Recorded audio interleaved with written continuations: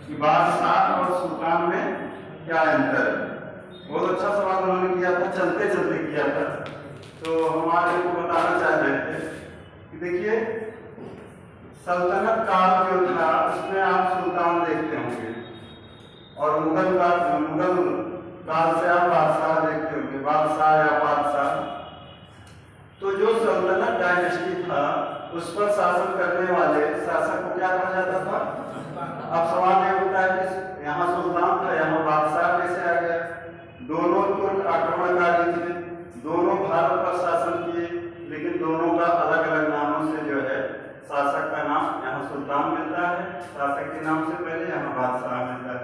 तो सुल्तान का सीधा मतलब हुआ सबसे पहले ऊपर यानी गार्ड यानी अल्लाह हुआ करता था, और उसके बाद जो है कौन होता था इसका प्रतिनिधि, खलीफा। जानते होंगे आप लोग, ये सब पढ़ाए थे रब। और उसके बाद इसके प्रतिनिधि के रूप में कौन शासक करता था, सुल्तान होता था। अब उस भाई साहब आएंगे तो और विस्तृत बताने की कोशिश करेंगे। और यहाँ क्या होता था कि बादशाह वाले मामले में सीधे इनका कनेक्शन किससे हो गया, अल्लाह ताला से यानी गॉड से। और यहाँ फिर सीधे जो है अपने आप को इन्होंने खलीफा यानी बादशाह अपने आप को घोषित किया, और इनको जो है इग्नोर कर दिया गया। तभी से यहाँ बादशाह शब्द आप देखते होंगे मुगल काल से। यदि आपसे पूछा जाए कि सल्तनत काल का अंतिम सुल्तान कौन था, कौन था, कौन था, इब्राहिम लोधी, वेरी गुड। अगर पूछा जाए प्रथम बादशाह कौन था, तो बाबर मुगल काल से बादशाह की शुरुआत हुई। ठीक, आए नहीं, लेकिन आज नहीं आए जिन्होंने सवाल किया। तो ये बादशाह मतलब आप यो नहीं मान सकते हैं आफ्टर अल्लाह यानी गॉड, जो सीधे किसी को बीच में वो अपने आप को नहीं लाना चाहता। यानी कि खलीफा हमेशा गवर्न करते थे सुल्तान को। आपको हमने बताया था कि महमूद गजनबी ही ऐसा व्यक्ति था जिसने सुल्तान की पदवी धारण की थी। ऐबक भी अपने आप को सुल्तान नहीं घोषित करता। बाद में इल्तुतमिश को वहाँ के खलीफा द्वारा खिलाफ वगैरह दिया जाता है तो अपने आप को सुल्तान घोषित करता है। फिर रजिया सुल्तान वगैरह जितने भी थे सब सुल्तान ही लिखते थे। तो सुल्तान में ये मानकर चलिए कि सल्तनत डायनेस्टी पर यानी कि जो धर्म के प्रसार के लिए और धर्म की लूट के लिए जो अपने राज्य का विस्तार करते थे और सीधे खलीफा के प्रतिनिधि के रूप में शासन किया करते थे, उन्हें सुल्तान कहा जाता था। और बीच में बादशाह में क्या हुआ कि इनकी सत्ता को इन्होंने नकार दिया और सीधे अल्लाह के बाद अपने आप को घोषित किया यानी कि बादशाह। ठीक, किसकी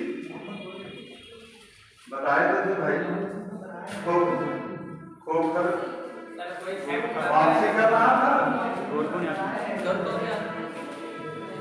जब वापसी कर रहा था तो सिंधु नदी के किनारे उसने अपना शिविर डाला और वहीं पर जो है उसके शिविर में कुछ लोगों ने आक्रमण कर दिया, उसकी हत्या कर दी। यानी कि इसका वापसी, हाँ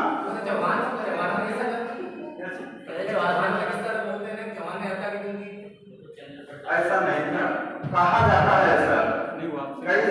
कई जगह ऐसा विवरण मिलता है, लेकिन ज्यादातर यही माना जाता था कि जब उसने खोखरों का 1205 में दमन किया, उसके बाद वापसी में जब सिंधु नदी के किनारे अपना शिविर लगा रखा था वहीं पर कुछ लोगों ने अटैक किया, खोखर ही रहे होंगे या जो भी रहे होंगे, और वहीं पर उसकी हत्या हो जाती है।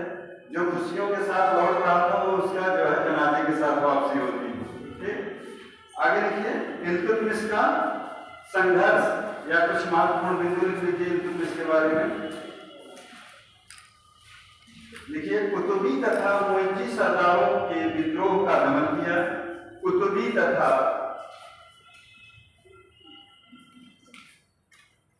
मुइज्जी सरदारों के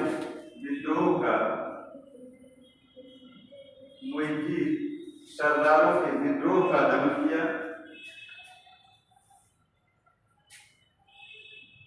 ये उसके पद प्राप्ति के बाद देखिए ये सब जो कठिनाइयां थी जिसने बिगड़ा, इतने ही रहे थे।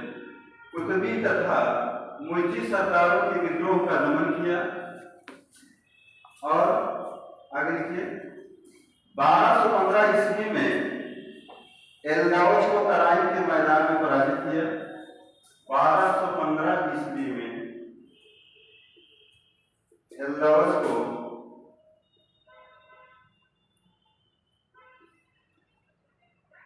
तराइन के मैदान में पराजित किया।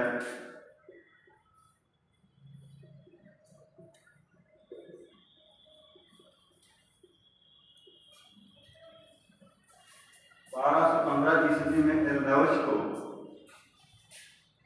तराइन के मैदान में पराजित किया।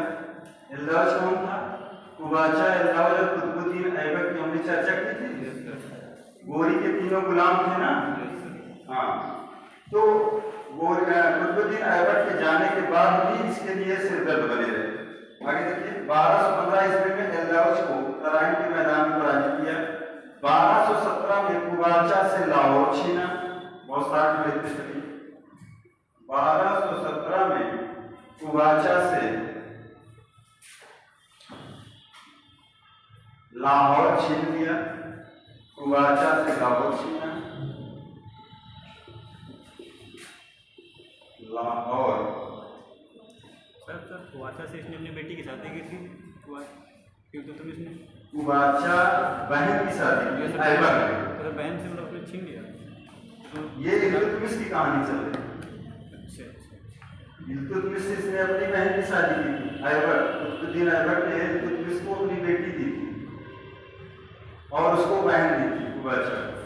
और कुबाचा को अपनी एक बेटी इसने इसको दी थी और एक बेटी की शादी ऐबक से हुई। इसकी चर्चा हम कर चुके हैं। इसकी एल्गाउज ने एक बेटी की शादी कुबाचा से की, एक कुतुबुद्दीन ऐबक से, और ऐबक ने अपनी बहन की शादी इससे की थी और बेटी की शादी इल्तुतमिश से की। ठीक, आगे नहीं समझ में आ गया?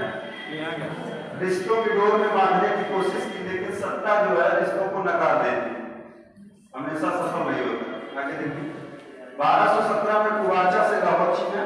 1228 ईस्वी में उच्च पर अधिकार कर 1228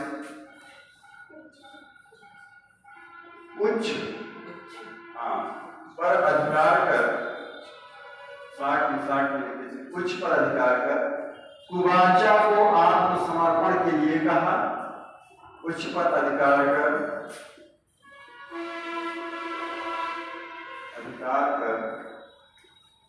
कुबाचा को आत्मसमर्पण के लिए कहा।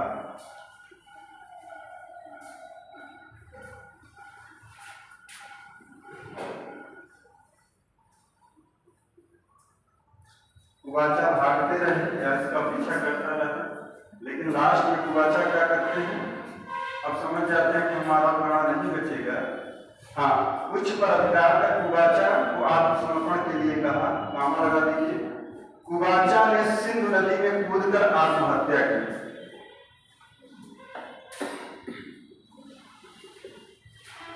कुबाचा ने सिंधु नदी में कूदकर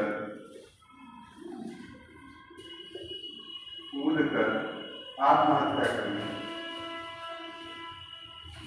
अब कुछ बचा ही नहीं था इसके अलावा, आत्महत्या कर ली। 1230 ईस्वी में 1230 ईस्वी में पूर्ण बंगाल विजय लिखी थी। बार पूर्ण बंगाल विजय की।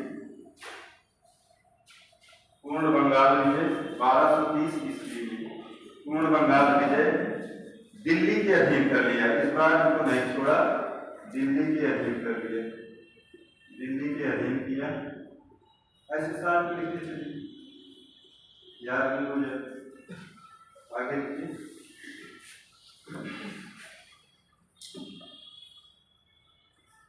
1226 रणथंभौर पर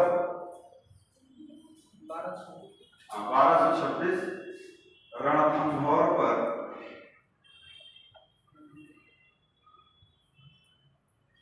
तथा 1227 परमाणु की राजधानी मंदौर पर,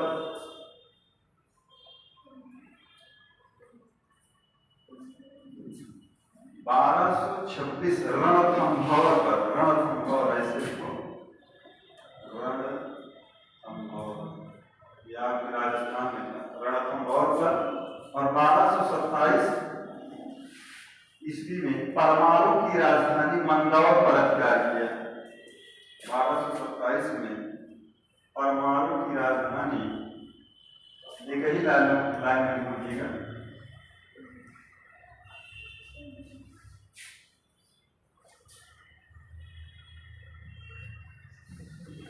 मंदौर पर अधिकार, मंदौर पर अधिकार।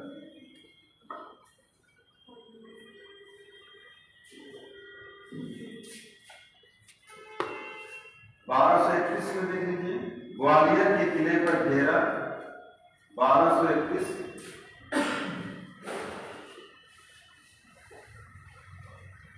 ग्वालियर के किले पर घेरा डाला, ग्वालियर के किले पर घेरा,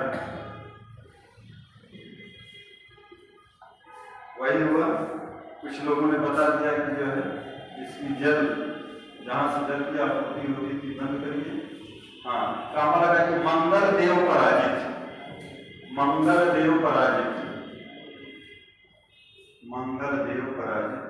अब ठीक है, ज्यादा हो जाता है, फिर भी बहुत 8 नंबर करने की कोशिश करते हैं। 1231 ग्वालियर के किले पर घेरा, मंगल देव पराजित।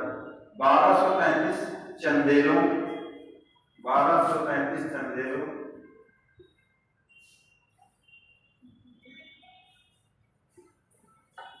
1235 चंदेलों थाना। 1234-35 उज्जैन और भिलसा, 1235-34 उज्जैन, उज्जैन क्यों प्रसिद्ध है? हाँ, और भिलसा, उज्जैन और भिलसा के विरुद्ध सफल अभियान, के विरुद्ध सफल अभियान,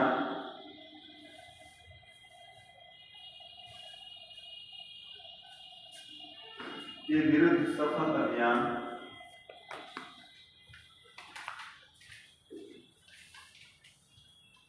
आगे देखिए, नागदा के गुहिलोतों, नागदा के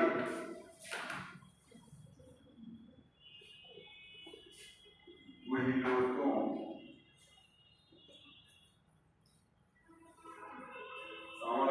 नागदा के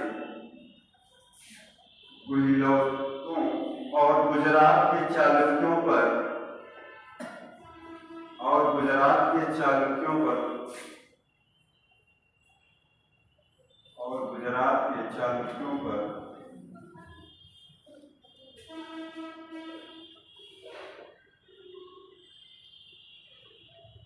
गुजरात के चालुक्यों पर किए गए आक्रमण विफल रहे,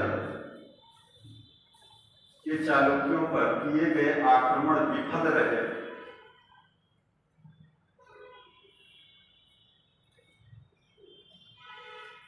विफल रहे, सफल नहीं रहे। अंतिम अभियान 1236, अंतिम अभियान 1236, विदा हो जाते हैं ना 36। बामियान के खोखरों के विरुद्ध, बामियान कहाँ पड़ता है? वेरी गुड, क्यों कीजिए भाई। बामियान के खोखरों के विरुद्ध,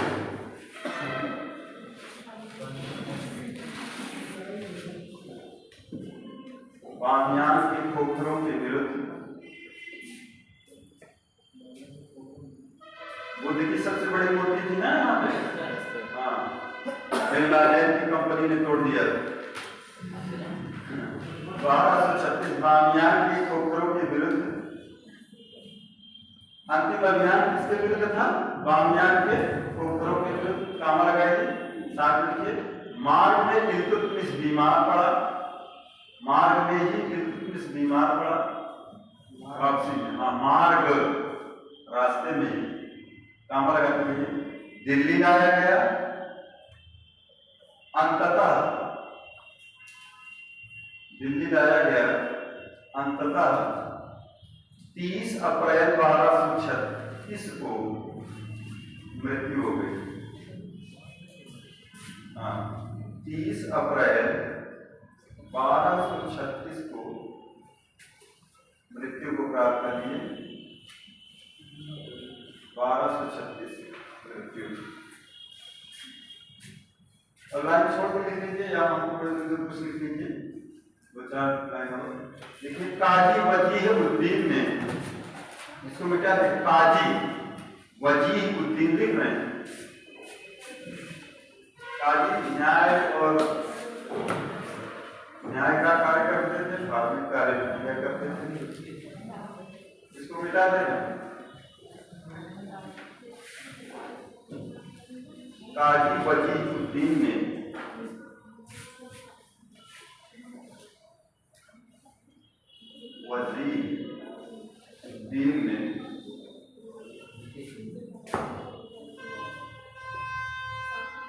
काजी वजीह उद्दीन ने इल्तुतमिश की ताजपोशी का विरोध किया था। इल्तुतमिश की ताजपोशी का विरोध किया था।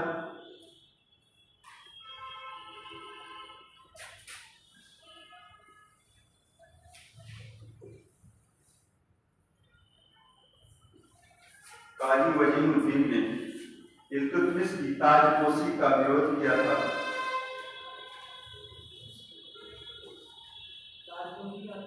अरे मतलब शासक स्वीकार नहीं कर, कौन पूछ रहा है?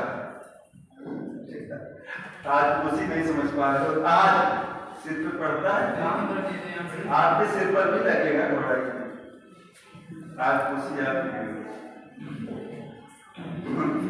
सत्ता के लिए ताजपोशी हुई थी आपको, जो है जब जीवन साथी के साथ आपके सर पर भी ताज रखा है। हाँ देखिए, सर्वप्रथम इल्तुतमिश ने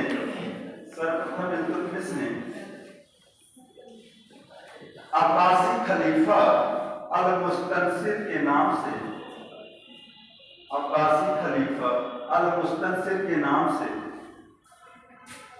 अल-मुस्तनसिर के नाम से युद्ध। सर्वप्रथम इल्तुतमिश ने अब्बासी खलीफा अल-मुस्तनसिर के नाम से, अल-मुस्तनसिर के नाम से, खलीफा का नाम था, अल-मुस्तनसिर के नाम से युद्ध सिक्के चलाए। युद्ध उनके नाम के सिक्के चलाए। अल-मुस्तनसिर के नाम से युद्ध सिक्के चलाए।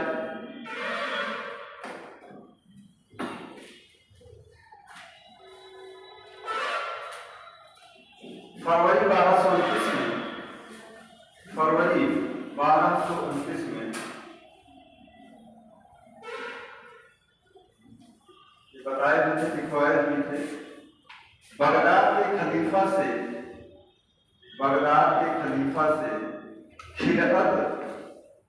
खिलअत एवं प्रमाण पत्र के साथ, खिलअत लिखाए थे, बताइए, खिलअत एवं प्रमाण पत्र के साथ, यही तो अभी बता रहे थे सुल्तान और बादशाह में क्या अंतर है। खलीफा इनको एक तरह से नियुक्त करता था अपने प्रतिनिधि के रूप में कि आप वहां की व्यवस्था देखिए, प्रमाण पत्र दे दिया जाता है। सबका शासन होता है सबके ऊपर, सबसे ऊपर होता है खलीफा। हाँ,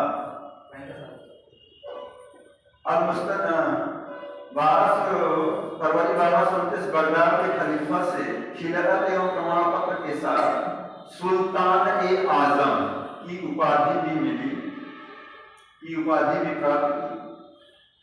प्रमाण पत्र के साथ सुल्तान-ए-आजम, महान शासक सुल्तान-ए-आजम,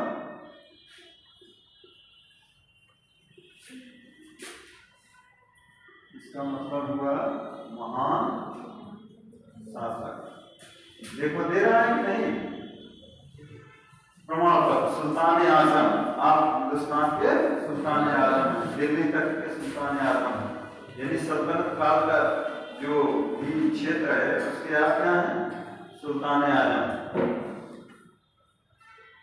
खलीफा से खिलाए हुए प्रमाण पत्र के साथ सुल्तान आजम यानी वो महान शासक की उपाधि भी प्राप्त की। इसका उल्लेख इस बात का उल्लेख कहाँ हुआ ये भी लिख लीजिए। इसका उल्लेख मिनहाजुस सिराज की पुस्तक, इसका उल्लेख मिनहाजुस सिराज की पुस्तक तबकात नासिरी में मिलता है, तबकात नासिरी में मिलता है।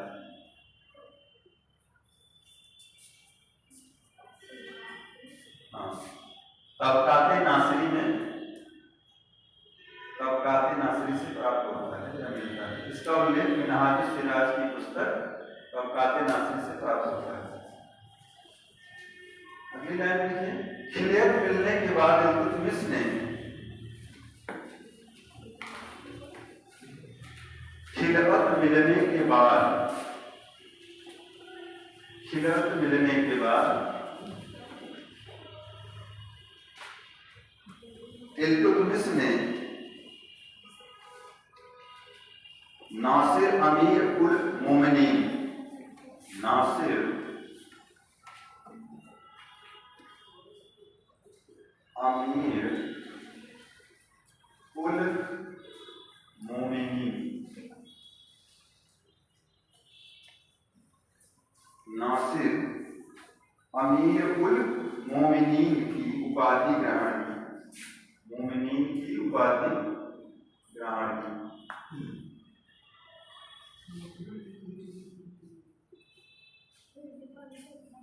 नासिर अमीर उल मोमिनीन की उपाधि ग्रहण की।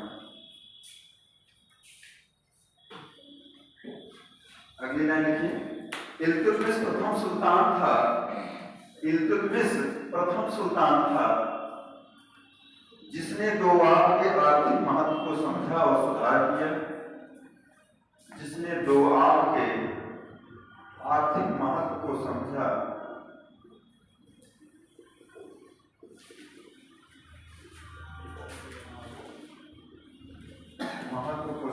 और सुधार भी किया।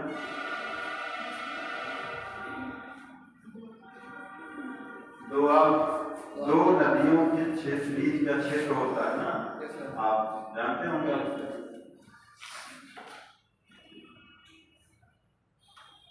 इब्न बतूता लिखता है कि, अगली लाइन लिखिए। इब्न बतूता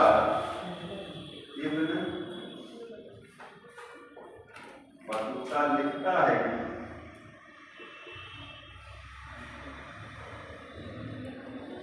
सिलेक्टेड चीजें सिखा रहे हैं मुझे, फिर भी बिहार से कुछ तो लिखना ही पड़ेगा।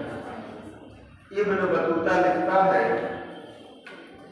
कि न्याय हेतु महल के सामने, लिखता है कि न्याय हेतु महल के सामने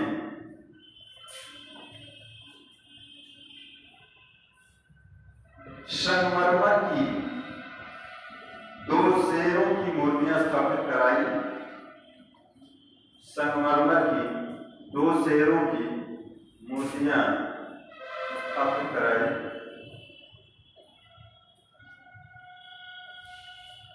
दो शेरों की मूर्तियां स्थापित कराई थी और इनके गले में क्या डाल दिया था, जिनके गले में पड़ी घंटियों को बजाकर, जिनके गले में पड़ी घंटियों को बजाकर न्याय की मांग कर सकते थे, न्याय की मांग कर सकते थे। हाँ, उसके गले में, शेरों के गले में घंटियां डाल दी गई थी और न्याय की जंजीर जहांगीर ने बढ़ाया था ना, अभी पहुंचेंगे तो बताएंगे आगे।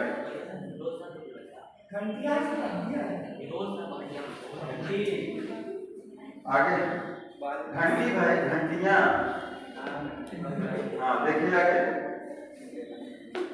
जिनके गले में पड़ी घंटियों को बजाकर न्याय की मांग कर सकते थे। और न्याय कैसे मांगा जाता था? लाल वस्त्र धारण करके। अभी रजिया भी इसी तरह से न्याय मांगेगी, किससे? दिल्ली वासियों से। समझ रहे हैं? आगे मोहम्मद जुनैदी और फखरुल असमी की मदद से, मोहम्मद जुनैदी और फखरुल असमी की मदद से, फखरुल असमी की मदद से, असमी मोहम्मद जुनैदी और फखरुल असमी की मदद से शासन व्यवस्था का पुनर्गठन किया, शासन व्यवस्था का पुनर्गठन किया, शासन व्यवस्था का पुनर्गठन किया।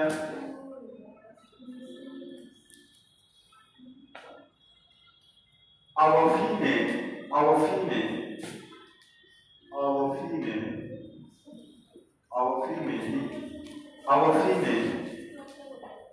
ने इल्तुतमिश के शासनकाल में ही जीवामी उल हिकायत की रचना की।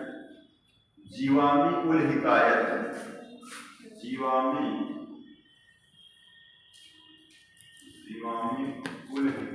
रचना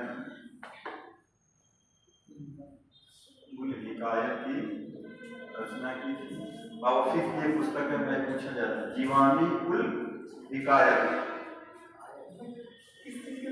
की रचना की।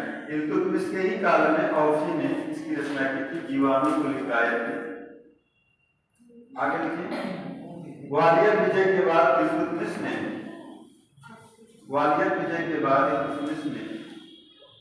सिक्कों पर ग्वालियर विजय के बाद इल्तुतमिश ने सिक्कों पर गौरवपूर्ण शब्द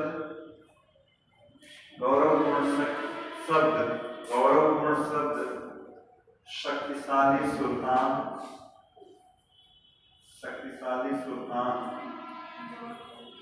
इसी टाइम पे रजिया का भी नाम अंकित करवाया था ना अपने नाम के साथ, चांदी के टके पर शक्तिशाली सुल्तान। डबल नोटेड का हम मैसेज कीजिएगा। साम्राज्यवाद धर्म का सूर्य, साम्राज्यवाद धर्म का सूर्य, साम्राज्यवाद धर्म का सूर्य, साम्राज्यवाद धर्म का सूर्य। कामा लगा लीजिए। धर्मनिष्ठों के नायक का सहायक, धर्मनिष्ठों के नायक का सहायक, धर्मनिष्ठों के नायक का सहायक अंकित करवाया। धर्मनिष्ठों के नायक का सहायक यानी ये सब शब्द अंकित करवाया। अगली लाइन में मिनहाजुस सिराज इल्तुतमिश को महान दयालु, मिनहाजुस सिराज इल्तुतमिश को महान दयालु, सहानुभूति रखने वाला, कहाँ लगा करते, महान दयालु सहानुभूति रखने वाला, विद्वानों और वृद्धों के प्रति श्रद्धा रखने वाला, विद्वानों और वृद्धों के प्रति श्रद्धा रखने वाला सुल्तान बताया है। विद्वानों और वृद्धों के प्रति श्रद्धा रखने वाला सुल्तान बताया है। डॉक्टर आरपी त्रिपाठी के अनुसार डॉक्टर आरपी त्रिपाठी के अनुसार डॉक्टर आरपी त्रिपाठी के अनुसार डॉक्टर आरपी त्रिपाठी के अनुसार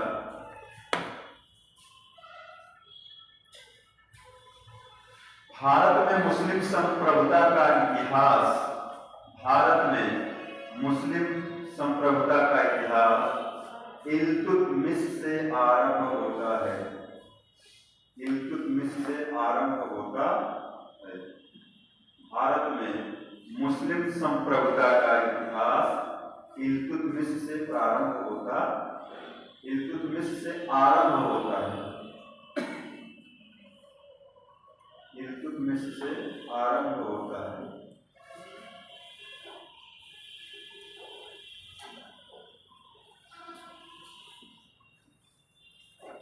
इल्तुतमिश का मकबरा कहाँ पर है नहीं जानते, लिख लीजिए। इल्तुतमिश का मकबरा दिल्ली में स्थित है, जो एक कक्षीय मकबरा है, जो एक कक्षीय मकबरा है। एक कक्षी, एक ही कक्ष में बना है। मकबरा कहाँ पर है? दिल्ली में, जो एक कक्षीय है, मतलब बहुत सारे कक्ष नहीं बनाए गए, एक कक्षीय मकबरा। रूमी दरवाजा कहाँ है? Yes sir. ये ठोको धीरे से, अपने साथियों से शाबाशी पाकर आदमी प्रफुल्लित होता है। तो वो अभी रूमी दरवाजा देखिए, वहां पे इमाम बाड़ा है ना, इमाम बाड़ा जो है अस्पुद्दौला का मकबरा है, और उसी के अंदर क्या है? भूल भुलैया। गए हैं आप लोग? कितने लोग गए हैं ये बताइए? गए हैं लेकिन उसके अंदर नहीं गए। अंदर नहीं गए, पूछे गए सवाल नहीं, रूमी दरवाजा पूछा गया है। और आप अगर अवध यानी लखनऊ के आसपास से हैं तो आपसे तमाम सारे सवाल इंटरव्यू वगैरह में पूछे जा सकते हैं। तो वहां पे देखिए भूल भुलैया में जाएंगे तो 489 द्वार देखिए, अभी हम भी नहीं गए।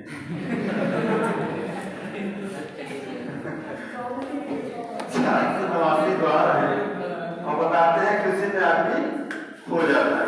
ऐसे ऐसे झरोखों वाले द्वार में ऐसे कभी आप इधर से गए होंगे तो जरूर गुजरे होंगे इमाम बाड़े की तरफ से। लखनऊ के अंदर भीतरी करते हैं जब दुबग्गा के द्वार, जहाँ भी हो बहुत ज्यादा हम नहीं जानते इमाम के बारे में। हालांकि ये द्वार में अस्पुद्दौला और उसकी पत्नी का वहाँ मकबरा है, और आगे कुछ बड़ा सा रूमी दरवाजा है। जैसे आप कभी जाएंगे तो वहां पे फतेहपुर सीकरी में बुलंद दरवाजा देखेंगे आप, गुजरात विजय के बाद अकबर ने बनवाया। तो कभी आप आगरा जाइएगा फतेहपुर सीकरी जरूर जाइएगा, और लखनऊ जाइए तो बड़ा इमाम बाड़ा और एक छोटा इमाम बाड़ा है, बड़ा आपका वहाँ पर है हजरतगंज। वहां पे जाएंगे तो आप बहुत सारे जो यहाँ के नवाब थे उनकी वहाँ मूर्तियां भी लगाई गई। छोटा इमाम बाड़ा सर हजरतगंज। जो सर डॉक्टर आर के त्रिपाठी इनकी तो व्यक्तिगत राय थी, लेकिन ये क्या सही है क्या? इनको माना गया है? हाँ बिल्कुल सही। ज्यादा ये मान के चलिए, कहा जाता है कि जो है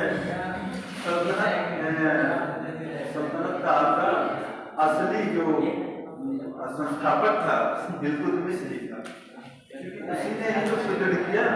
ऐबक खान टाइम मिला तो मीनार भी नहीं बना पाया था, वो तो विदा हो गया बहुत जल्दी।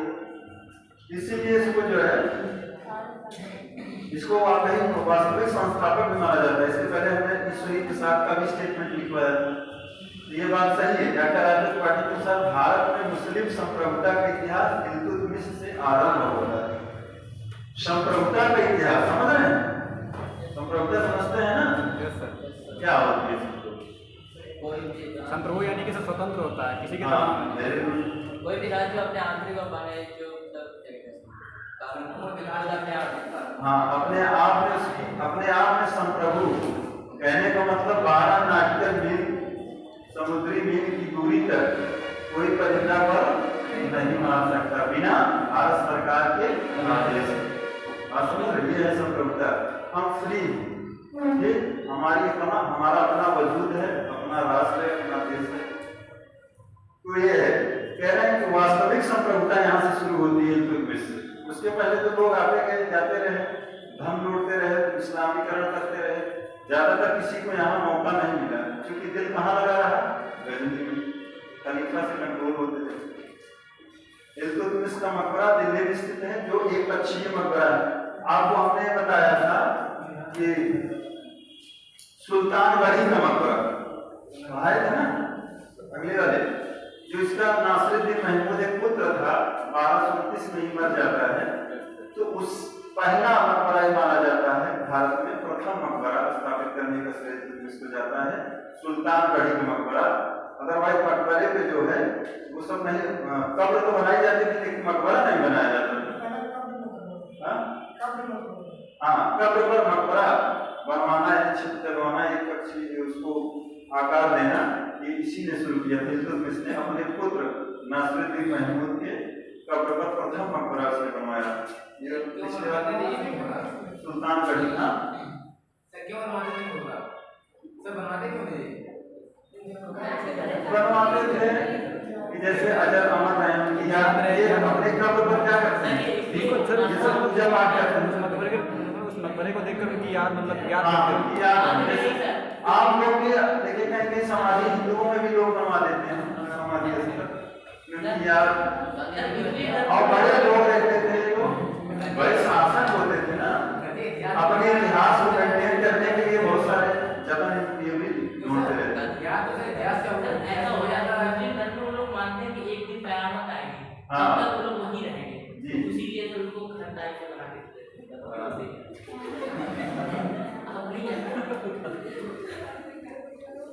अब देखिए जैसे अब आप इमाम जो धार्मिक गुरु होते थे, 12 जानवरों के लिए होता है। तो जैसे बौद्ध विहार बनाए जाते थे बौद्ध भिक्षुओं के लिए, हमारे अपने धर्म में हिंदुओं में जो है मंदिर मठ जो होते हैं इस तरह से भगवान ने जो सब आगे बढ़े आगे अगला स्थान देख लीजिए। इसके बाद रुकनुद्दीन फिरोज शाह। देखिए 320 वर्ष के शासनकाल को हमको कितना देना है, मिला है 5 दिन। अब उसमें आप थोड़ा सा 5 दिन में उपयोग करना है पूरा सब।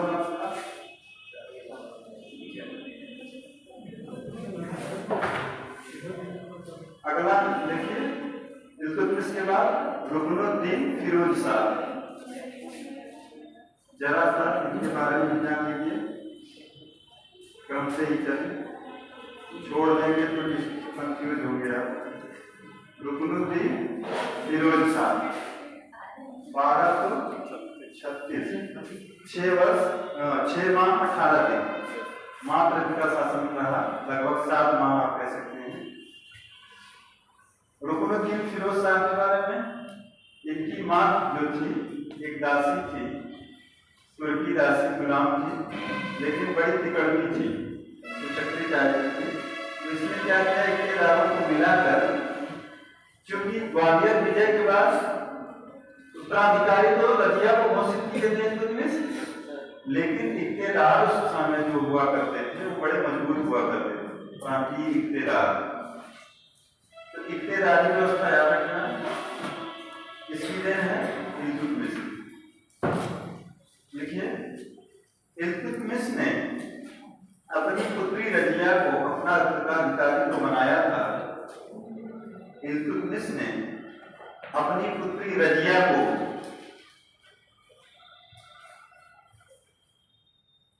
रुकनुद्दीन फिरोज शाह 1236 कोष्टक में कर लीजिएगा। इल्तुतमिश ने अपनी पुत्री रजिया को अपना उत्तराधिकारी तो बनाया था, परंतु उसकी मृत्यु के बाद प्रांतीय इकतादारों के योगदान से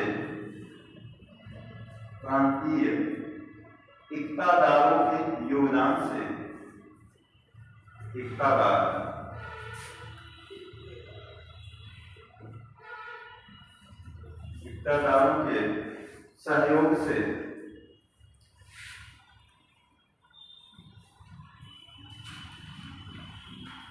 सहयोग कह सकते हैं या योगदान कह सकते हैं से फिरोज की मां शाह तुर्कान ने, फिरोज की मां का क्या नाम था, शाह तुर्कान।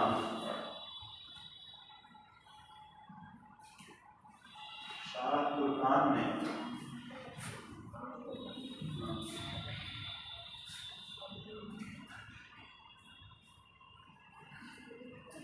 अपने पुत्र रुकनुद्दीन फिरोज शाह को सुल्तान बनवा लिया। अपने पुत्र रुकनुद्दीन फिरोज शाह को सुल्तान बनवा लिया या घोषित करवा दिया।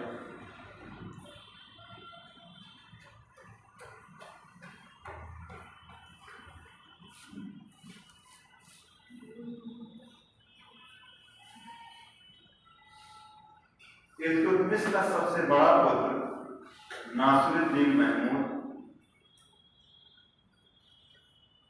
इल्तुतमिश का सबसे बड़ा पुत्र नासिरुद्दीन महमूद, जिसकी चर्चा कर रहे हैं सुल्तानगढ़ी मकबरा, नासिरुद्दीन महमूद, उसका योग उत्तराधिकारी सिद्ध होता। इल्तुतमिश का सबसे बड़ा पुत्र नासिरुद्दीन महमूद, नहीं लिख पा रहे, नासिरुद्दीन महमूद सबसे बड़ा पुत्र नासिरुद्दीन महमूद, उसका योग उत्तराधिकारी सिद्ध होता, उसका योग्य उत्तराधिकारी सिद्ध होता।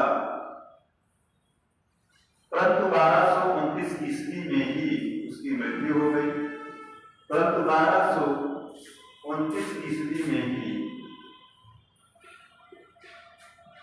1229 ईस्वी में ही उसकी मृत्यु हो गई। 1229 ईस्वी में ही उसकी मृत्यु हो गई। दूसरा पुत्र फिरोज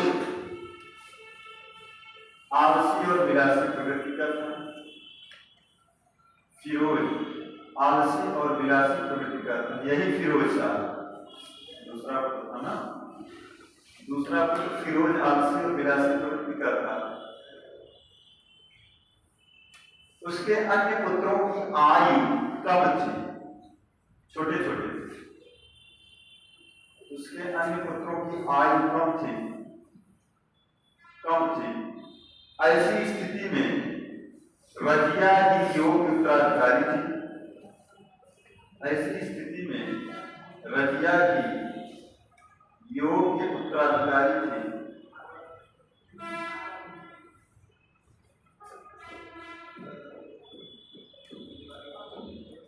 नासिरुद्दीन महमूद की जो चर्चा कर रहे हैं, इसी पर मकबरा सुल्तान बड़ी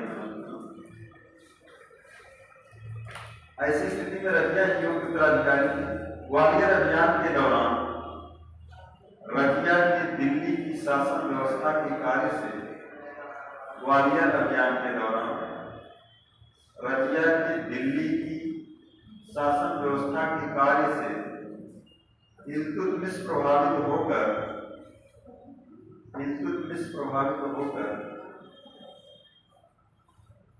ग्वालियर अभियान के दौरान रजिया के दिल्ली की शासन व्यवस्था के कार्य से इल्तुतमिश प्रभावित होकर न केवल उत्तराधिकारी घोषित किया, न केवल उत्तराधिकारी घोषित किया, बल्कि चांदी के टके पर उसका नाम भी अंकित कराया। बल्कि चांदी के टके पर उसका नाम भी अंकित कराया।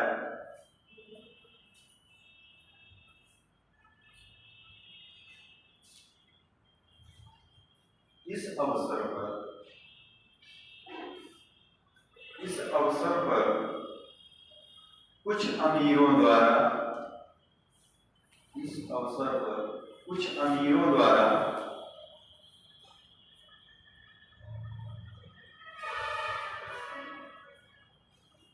रजिया का स्त्री होने का विरोध भी, इस अवसर पर कुछ अमीरों द्वारा रजिया का स्त्री होने का, इस अवसर पर कुछ अमीरों द्वारा रजिया का स्त्री होने का विरोध भी इल्तुतमिश को नहीं डिगा सका। इल्तुतमिश को नहीं डिगा सका। कुछ अमीरों ने विरोध किया इस्लाम के नियमों के विरुद्ध है, खिलाफ है, लेकिन फिर भी इल्तुतमिश ने, क्योंकि इल्तुतमिश को रजिया पर बहुत भरोसा था, अपने पुत्रों पर नहीं। हाँ, इल्तुतमिश को नहीं दिया सका पूर्ण विराम। फिरोज का व्यक्तित्व तो आकर्षक था, फिरोज का व्यक्तित्व तो आकर्षक था, बड़ा खूबसूरत था, शासक का होता था ही।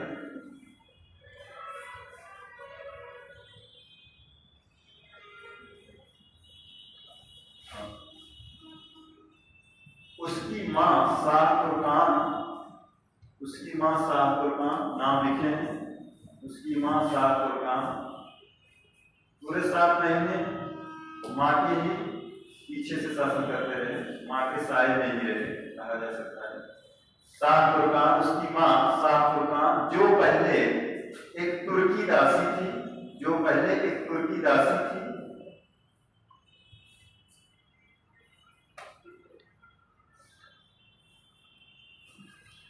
शासन की बागडोर अपने हाथों में ले ली, तुर्की दासी थी, पूर्ण विराम लगा दें। अब इतना आगे तो समझ जाएंगे, तुर्की दासी से मतलब इल्तुतमिश की पत्नी में तभी तो रुकनुद्दीन फिरोज शाह का आगमन हुआ। हाँ, इतना समझ लेना। आगे ये शासन की बागडोर अपने हाथों में ले ली, शासन की बागडोर अपने हाथों में ले ली।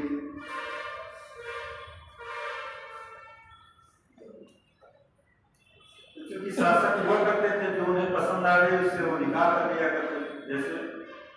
जैसे जहांगीर ने किया था कि नहीं, किससे किया? मेहरुनिसा से। पहले वो क्या थी, रनिवास में उनकी एक दासी हुआ करती थी, रानियों की जो देखभाल वो करते थे। बाद में वो नजर पड़ी जहांगीर की, तो उसके हस्बैंड का कत्ल करवा के उससे निकाह कर लिया था। हाँ, आगे कि फिरोज विलासी था और शासन के कार्यों में रुचि नहीं लेता था। फिरोज विलासी था और शासन के कार्यों में रुचि नहीं लेता था। फिरोज विलासी था और शासन के कार्यों में रुचि नहीं लेता था, इसलिए उसे विलास प्रेमी जीव भी कहा गया है। विलास प्रेमी जीव, ये शब्द लिख लीजिएगा, ऐसे ऐसे करके, विलास प्रेमी जीव, विलास प्रेमी जीव कहा गया।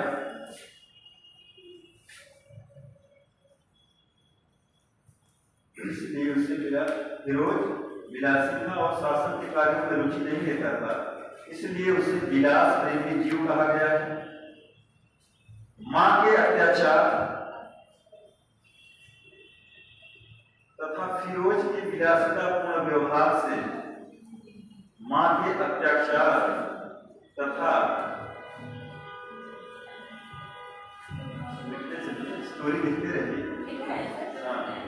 मां के अत्याचार तथा फिरोज के विलासितापूर्ण व्यवहार से अमीरों एवं सरदारों का असंतोष, अमीरों एवं सरदारों का असंतोष तब और पुख्ता हो गया, तब और पुख्ता हो गया, पुख्ता हो गया, तब और पुख्ता हो गया जब इल्तुतमिश के एक छोटे पुत्र कुतुबुद्दीन को,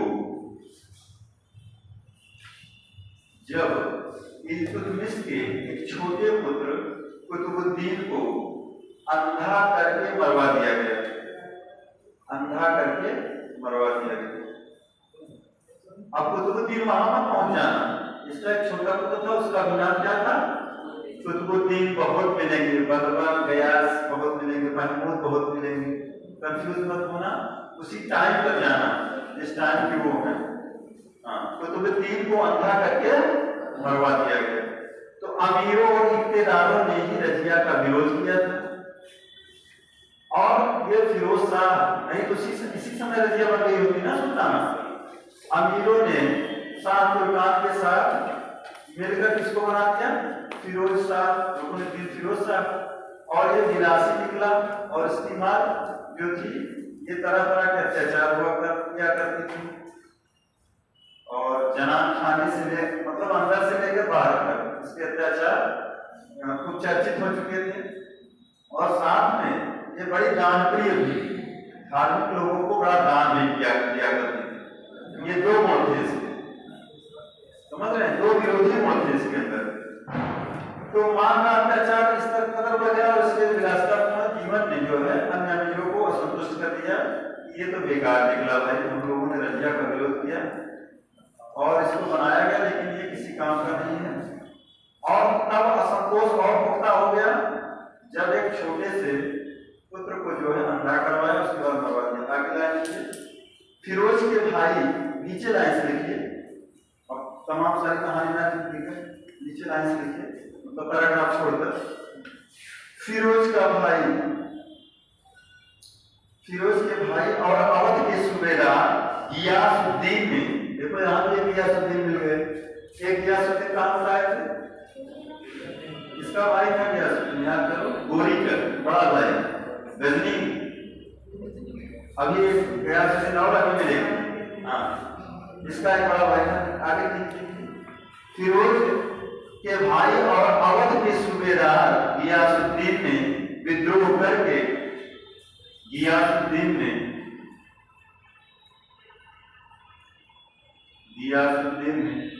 जैसे राजा भोज तमाम मिलते हैं, एंशिएंट हिस्ट्री पढ़ा रहे थे। गियासुद्दीन ने विद्रोह करके बंगाल से दिल्ली आने वाले खजाने, बंगाल से दिल्ली आने वाले खजाने, क्योंकि इसकी शासन पर पकड़ ढीली हो गई तो सारे सूबेदार इख्तियार जो है क्या हो गए, बेलगाम हो गए। अब सोचिए सारे खजाने को ही लूट लिए इसके बड़े भाई यानी सूबेदार थे अवध के।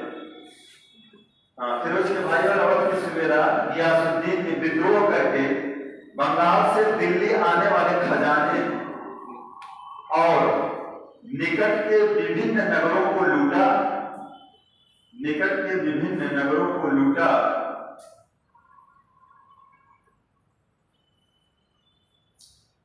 पूर्ण विराम लगाइए। बदायूं, मुल्तान, हांसी, लाहौर, बदायूं, मुल्तान, हांसी, लाहौर, कुछ खास किरदार थे जो बदायूं, मुल्तान, हांसी, लाहौर। हांसी, ये हांसी संभवतः हमें लगता है हरियाणा में पड़ता है। सुबह हुआ करता था उस टाइम पे। चलिए हम खोजेंगे, आप भी देख लीजिए। बदायूं, मुल्तान, हांसी, लाहौर के इक्तादारों ने सम्मिलित विद्रोह किया, के इक्तादारों ने सम्मिलित रूप से विद्रोह किया, सम्मिलित विद्रोह किया और सेनाओं के साथ दिल्ली की ओर बढ़े, और सेनाओं के साथ दिल्ली की ओर बढ़े, सेनाओं के साथ दिल्ली की ओर बढ़े। हांसी, हिसार हरियाणा में है। हाँ, बढ़ी नहीं, हांसी हरियाणा में। लाहौर के इख्तियारों ने सम्मिलित विद्रोह किया और सेनाओं के साथ दिल्ली की ओर बढ़े। पूर्ण विराम लगाइए। फिरोज भी अपनी सेना के साथ, फिरोज भी अपनी सेना के साथ कुहराम, एक स्थान था कुहराम,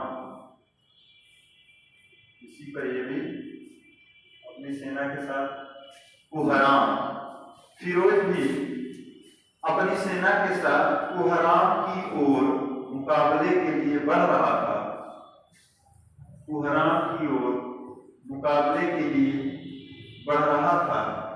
कामा तभी उसकी सेना के सैनिकों ने भी विद्रोह कर दिया, तभी उसकी सेना के सैनिकों ने भी विद्रोह कर दिया, जिससे फिरोज को भी वापस दिल्ली की ओर लौटना पड़ा, जिससे फिरोज को भी वापस दिल्ली की ओर लौटना पड़ा।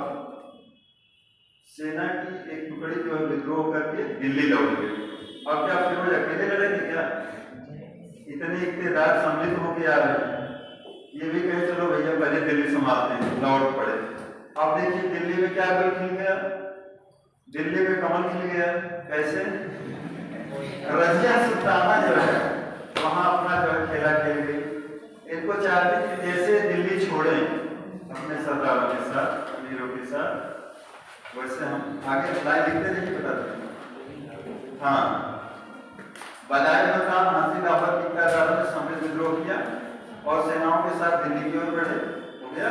फिरोज भी अपनी सेना के साथ कोहराम की ओर मुकाबले के लिए बढ़ रहा था, तभी उसकी सेना के सैनिकों ने भी विद्रोह कर दिया, जिससे फिरोज को भी वापस दिल्ली की ओर लौटना पड़ा। आगे देखिए, दिल्ली में रजिया ने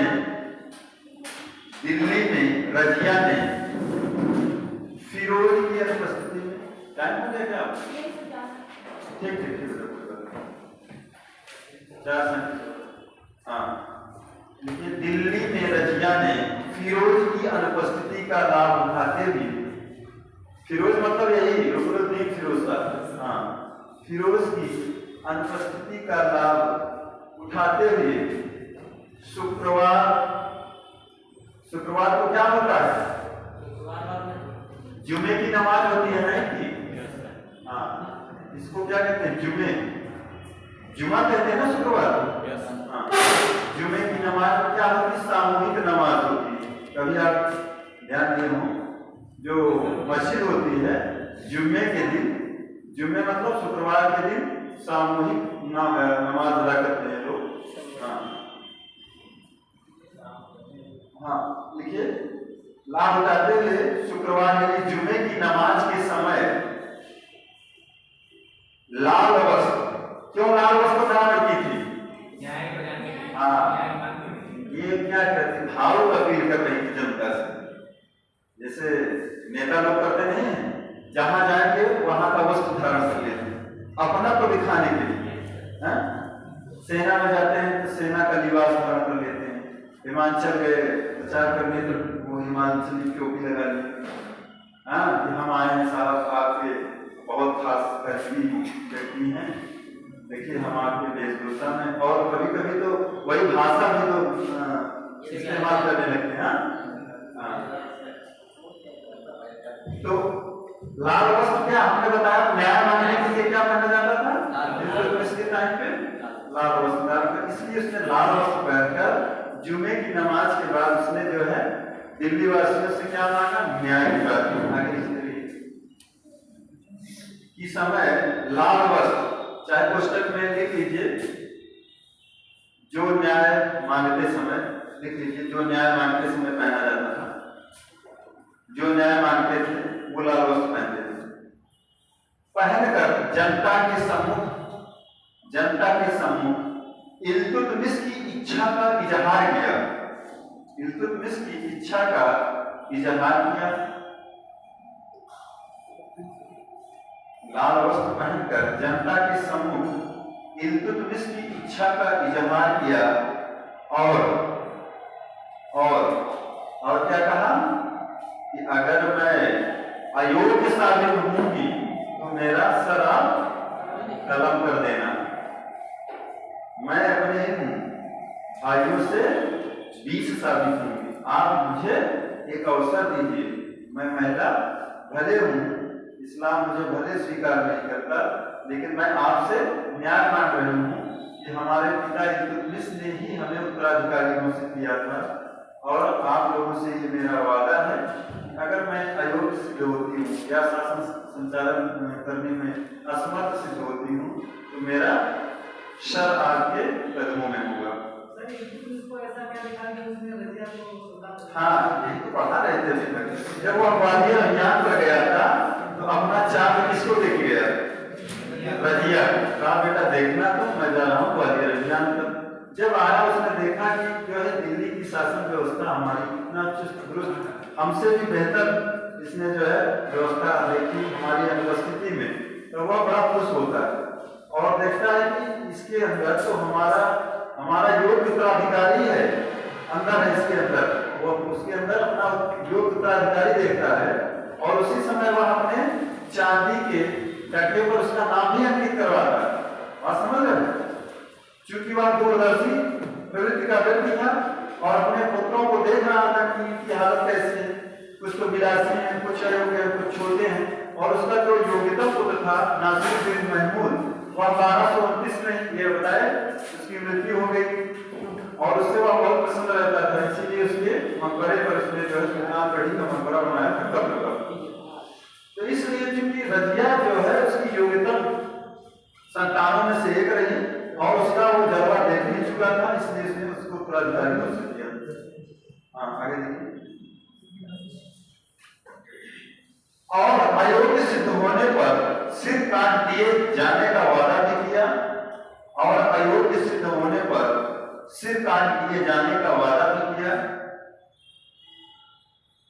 और अयोग्य सिद्ध होने पर सिर काट दिए जाने का वादा भी किया।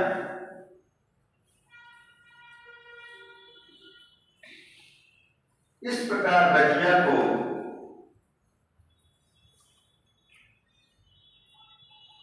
दिल्ली की जनता द्वारा, अरे उसमें कुछ अमीर भी रहे होंगे, इस प्रकार रजिया को दिल्ली की जनता या कुछ अमीरों द्वारा सिंहासन पर बैठा दिया गया।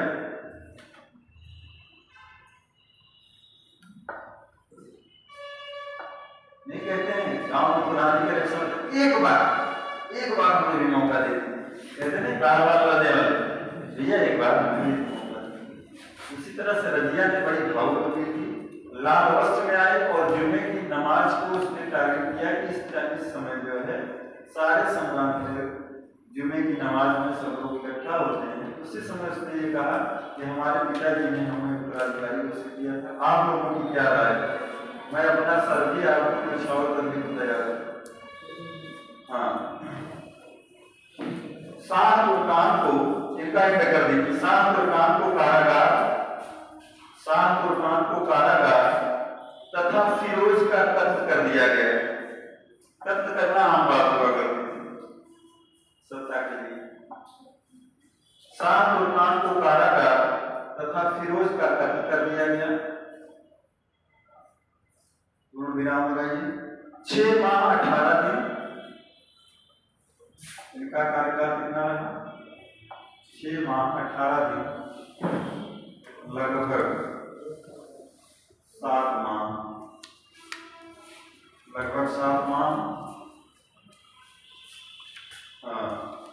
के शासन के समापन के साथ 6 माह 18 दिन लगभग 7 माह के शासन के समापन के साथ रजिया ने दिल्ली का सिंहासन प्राप्त कर लिया। रजिया ने दिल्ली का सिंहासन प्राप्त कर लिया। देखिए शाह तुर्कान का एक उपनाम भी मिलता है, लिख लीजिए। शाह तुर्कान खुदा बंदे जहां शाह तुर्का, लिख लीजिए इनके सामने। खुदा बंदे जहां शाह तुर्का, जहां शाह तुर्का।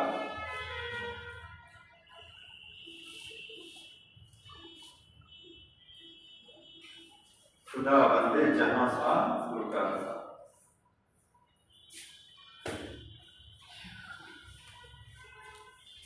ये शाह तुर्कान की नाम मिलता है।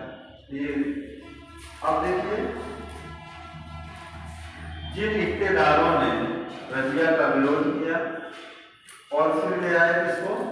रुकनुद्दीन फिरोज साहब, और दिल्ली के वासियों ने किसको बैठा दिया था? रजिया को। अब समस्या यहाँ क्या आ गई?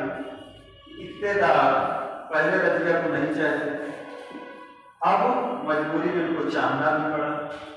और समस्या ये थी कि वह किंग मेकर हुआ करते थे। किंग मेकर समझ रहे हैं ना, जिसको हम चाहेंगे वह राजा बनेगा। क्योंकि उस समय ये सब इख्तियार जो थे बड़े मजबूत हुआ करते थे। इख्तियार अपनी सेना भी रखते थे, जैसे आज का देख लीजिए राज्य हुआ करता है, फ्री कर दिया गया है, इस तरह से इख्तियार हुआ करते थे। जैसे यहाँ का योगी जी देखेंगे, वहाँ का चौहान साहब देखेंगे, वहाँ का ये देखेंगे, इस तरह से इख्तियार होते थे। ये बड़े मजबूत थे अच्छा, रुकनुद्दीन फिरोज शाह के टाइम पर इनकी चली, शाह फुरकान ने उनके साथ मिलकर अपने पुत्र को सिंहासन को दिलवा दिया, लेकिन सिंहासन चला नहीं सकी, उस सत्ता को आगे बढ़ा नहीं सकी। एट लास्ट रजिया ही आती है, अपने बुद्धि और विवेक से सिंहासन प्राप्त करती है, लेकिन फिर ये इख्तियार मन ही मन नाराज हो जाते हैं, असंतोष, उनका जो असंतोष उसके प्रति था वही असंतोष इसके प्रति भी रहा। उसके प्रति ये असंतोष रहा कि वह विरासी निकला और उसकी मां अत्याचारी निकली और वह हमें लोगों को भाव नहीं दिया करता था।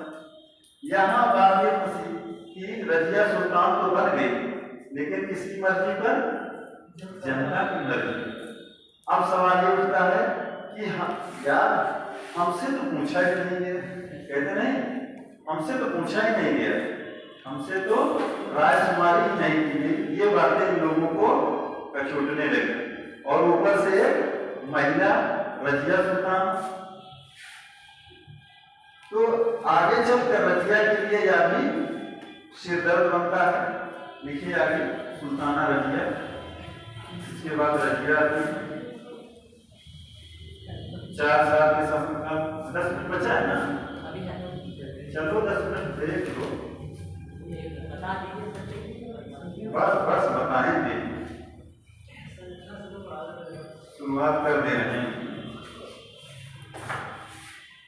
रजिया 1236 से 1240।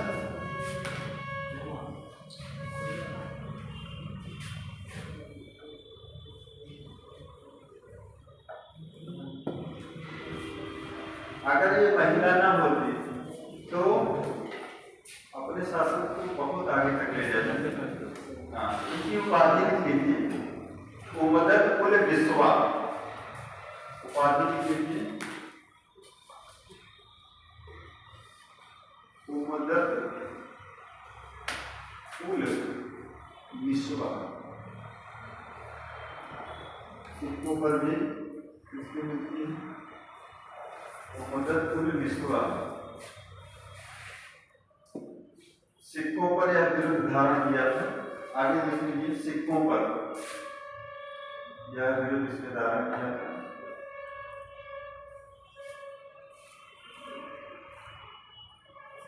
विरुद्ध धारण किया,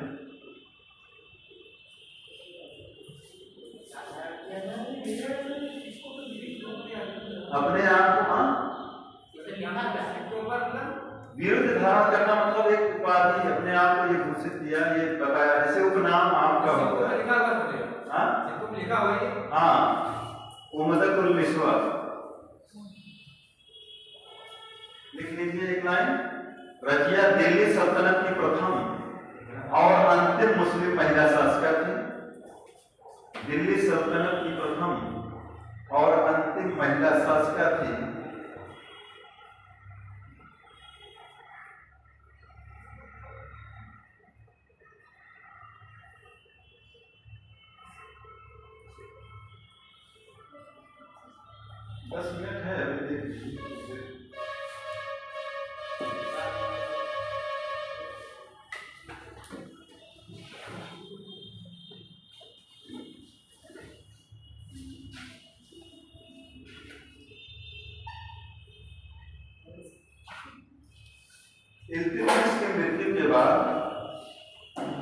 इल्तुतमिश की मृत्यु के बाद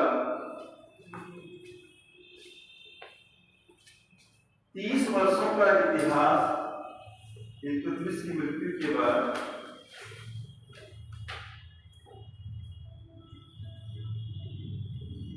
30 वर्षों का इतिहास सुल्तानों व अमीरों के बीच, सुल्तानों व अमीरों के बीच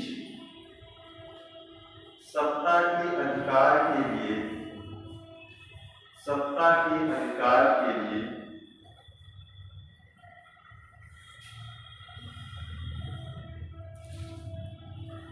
संघर्षों का इतिहास था। सत्ता के अधिकार के लिए संघर्ष का इतिहास था।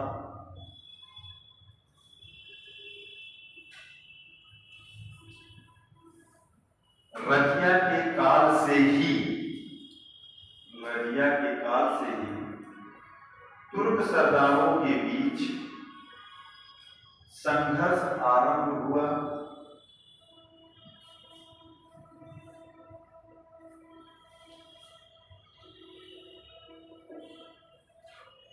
रजिया के मामले में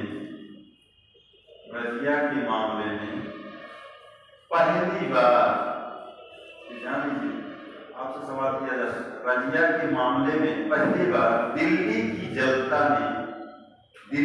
जनता ने उत्तराधिकार के प्रश्न पर स्वयं निर्णय लिया।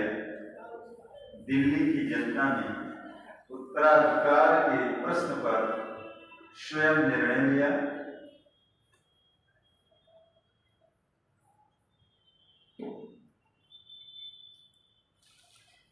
जिसका विरोध प्रसिद्ध तुर्क अमीरों ने किया। जिसका विरोध प्रसिद्ध तुर्क अमीरों ने किया,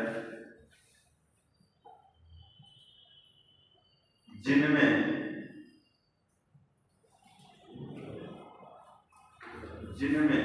निजामुल मुल्क जुनैदी,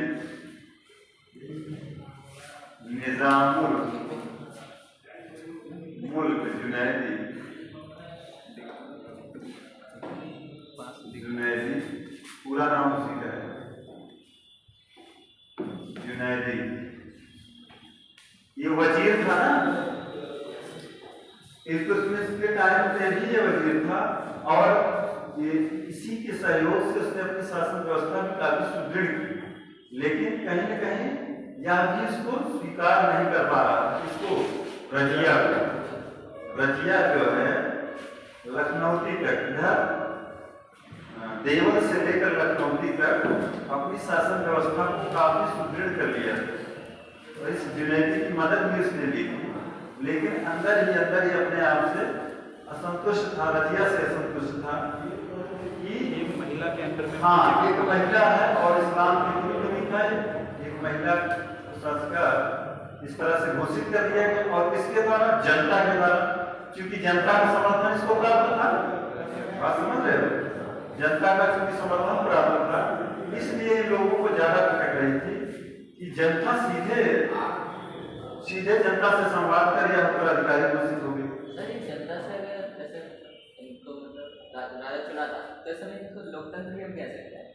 हाँ, इसीलिए तो ये लाइन लिखवाया हमने, लोकतंत्र कह सकते हैं, लेकिन था ऐसा नहीं, क्योंकि जनता का सहयोग से प्राप्त हुआ, इसलिए कोई बोल नहीं पा रहा। जनता के कुछ अमीरों का, हाँ, प्लस कुछ अमीर भी थे उसके साथ, ऐसे तो था नहीं। सिर्फ और सिर्फ जनता ही जो है, क्योंकि उस समय कुछ इसके पक्ष में भी तो रहे होंगे रजिया के, ऐसा तो है नहीं कि सारे जो है असंतुष्ट ही रहे।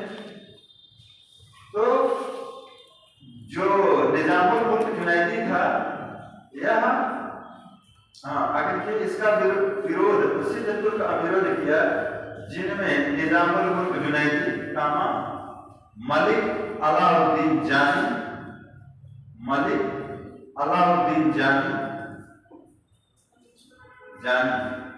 अलाउद्दीन यहाँ भी आ गए। हाँ, मलिक अलाउद्दीन जानी लिख लीजिए, कहाँ लगाइए? मलिक सैफुद्दीन पूंची, मलिक सैफुद्दीन पूंची,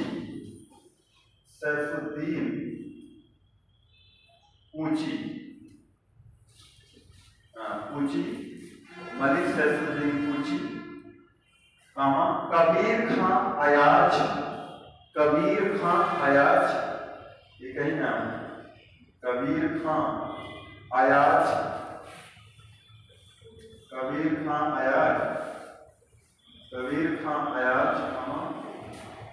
और मलिक इजुद्दीन सलारी,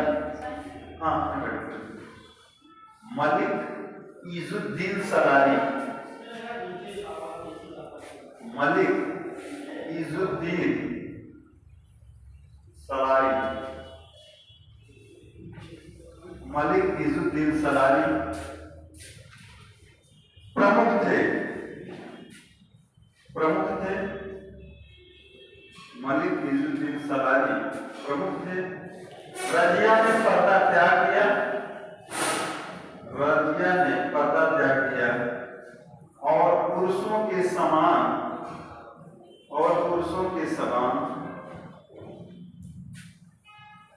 कुबा और कुला, कुबा और कुला। कुबा कुबा क्या होता है? कुर्ता जो करना है। कुला मतलब टोपी। कुबा और कुला कोष्टक में लिख लीजिए।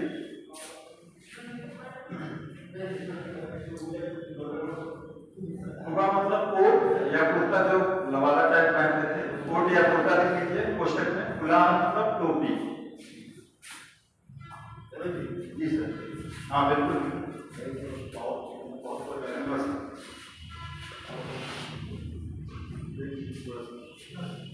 देखिए सर क्या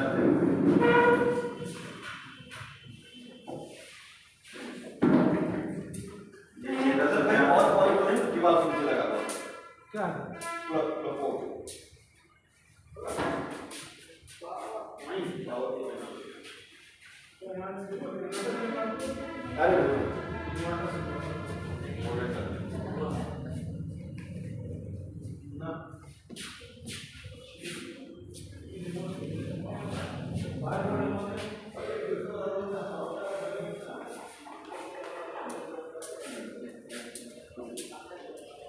पहनकर दरबार में बैठती थी तथा शासन का कार्य। कुबा मतलब कोट या कुर्ता जो ऊपर धारण किया जाता था। कुला मतलब टोपी। हाँ जान लीजिए, कुबा और कुला। पहनकर दरबार में बैठती थी तथा शासन का कार्य वह स्वयं संभालती थी।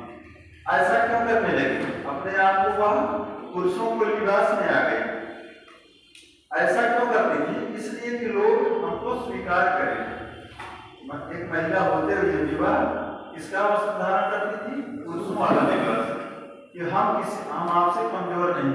और घोड़े पर सवार होकर, क्योंकि उसको सारी विद्या का ज्ञान दिया गया था, तो उसके टाइम पर ही बहुत अच्छी घुड़सवार हुई थी, तलवारबाज धनुर्धारी थी, तो इसलिए वह ये सब धारण करके अब स्वयं जो है दरबार में आया करती थी कि लोग उसको आए थे पुरुष स्वीकार करें।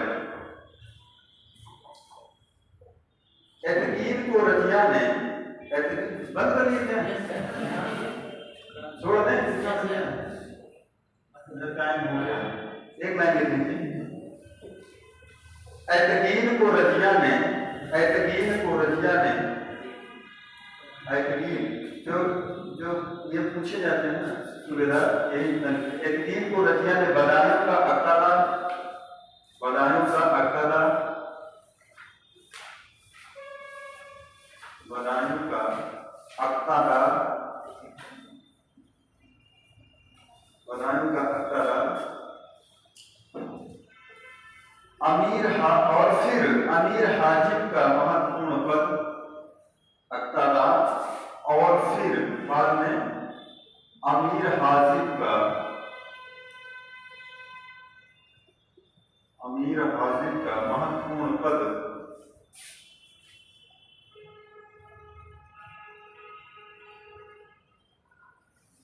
तथा अल्तुनिया को तबर हिंद, तथा अल्तुनिया,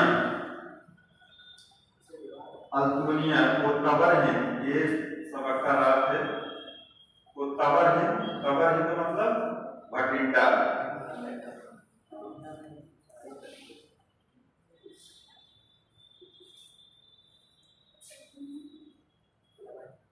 अल्तुनिया को तबर हिंद यानी भटिंडा का अक्तादार नियुक्त किया।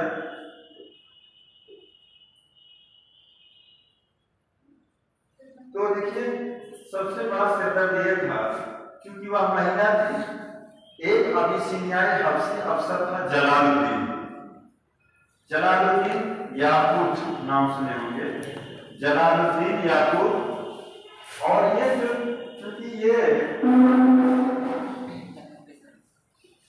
अबिसिनियाई था, इसलिए लोग इससे बहुत चिढ़ते थे और इसको असोसाला को उसने प्रधान बना दिया, अमीर आखुर बना दिया।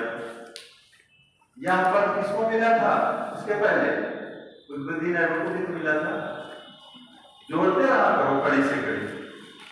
इसको जो है आखुर यानी असोसाला का जो प्रधान बना दिया गया, और इसके प्रति जो है रतिया विशेष अनुराग रखती थी। आप यूँ कह सकते हैं, आप अपनी भाषा में मतलब उससे बहुत हाँ अनुराग रखती थी, प्यार